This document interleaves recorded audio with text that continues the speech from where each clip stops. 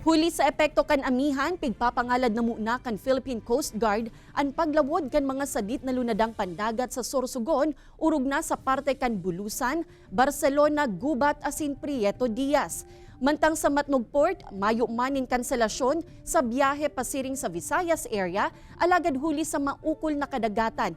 Nahaluyan ang biyahe kan mga barko. Ini ang rason kung kaya kadakol na mga lunadan, asin pasahero ang mahihiling sa laog kan pantalan. Haros na sa tulong barangay naman, ang naokupar kan laba kan pila kan mga lunadan sa National Highway. Nagpatanid man na ang Philippine Ports Authority sa mga biyahero na pwede man na mag-agi sa iba pang alternatibong ruta tanganing dai na maprakasar ang sa indang mga biyahe. Sa ngayon po, ang panawagan natin sa ating mga kababayan na tatawid na mula dito sa Port of Matnog, kung kayo patungong Kabisayaan, pwede nyo pong i-consider yung ibang mga alternative ports natin.